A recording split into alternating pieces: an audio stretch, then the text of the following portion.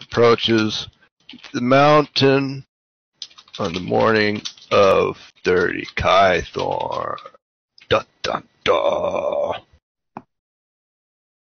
That Very wasn't good. ominous. Duh. Alright, so he told you how to get to the closest entrance. It's an old dwarven passage, so you'll be able to spot it in the side of the mountain because it's just like a great big thing. He says he thinks there are other entrances. He's not quite sure where they are.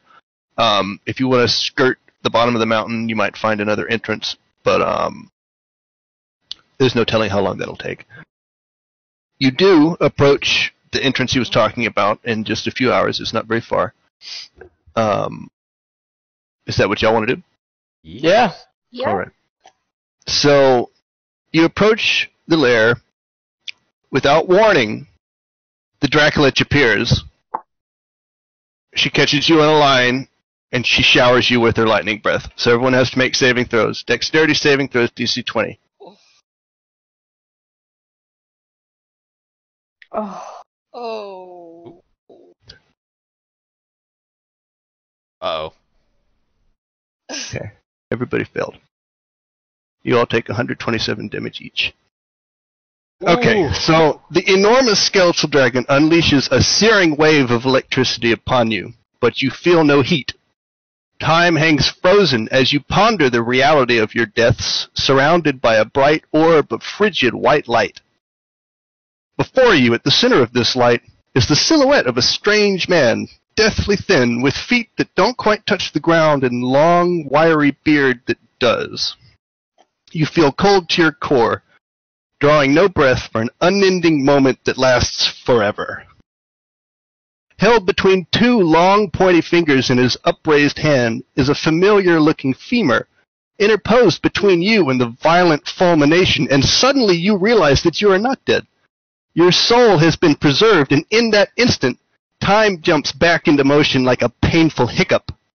The femur burns with one final argent blaze before shattering into a thunderous shockwave of vitae.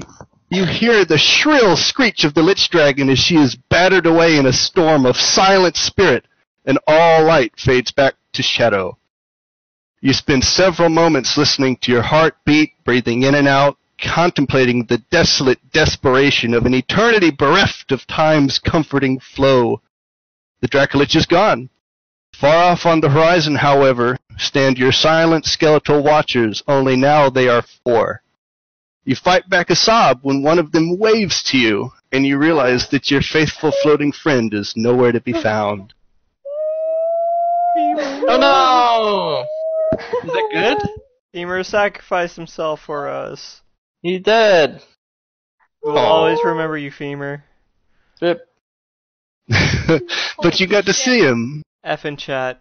That's fun. You got to see him. He stood on his beard and not his feet. It was just a dude holding a bone the whole time.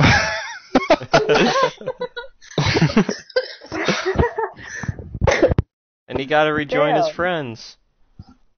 So he's just like, ew, so if he's holding the bone, like whatever went in our pocket, he just Slipped it in there. Just gotta follow it around. Oh god. Oh my god. The femur was his holy symbol, by the way. Oh. Yeah. So whenever he'd cast Toll the Dead, he'd be pointing it at them, you know, and whenever he'd heal somebody, he'd just go up and like bonk you on the head. Holy character.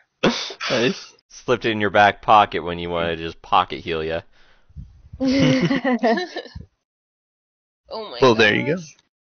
Goodbye, Femur. You've been a Poor guy. trusted ally this entire time.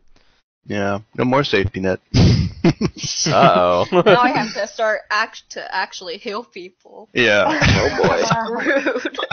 And we got a week Yeah. until those healing potions are done. That's okay. There's also a place to go do all your rests, just in case, you Mhm. know, it's poorly balanced. Just in case. We'll see. Yeah. I think y'all should be fine. TPK. TPK.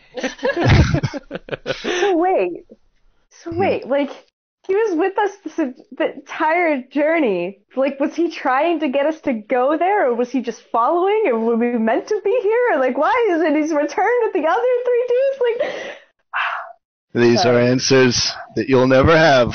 Back in the day when those 3 hedge wizards were following you around and robbing you with that whistling big skeleton, they had been running away from their master, who was a wizardess that had turned herself into a lich, or she was trying to, and they figured out that she was going to sacrifice them to do it, and so they fled. And they didn't know how to survive outdoors, so they were just robbing people. And you don't really know what happened to them, but at some point they all died. There was like a big crater. So presumably what happened was she found them and turned herself into a lich. And now she's a Dracolich. And she's been following you to get, whatever crazy revenge she thinks you owe her. And the Femur was brought into being in that event. Whatever created her, he was some kind of spirit that was imbued with force.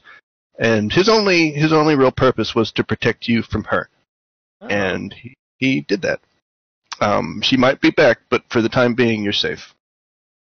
Ah. Until we enter this dungeon. Then all bets are off. Safe from the Dracolich. Yes. For the time being.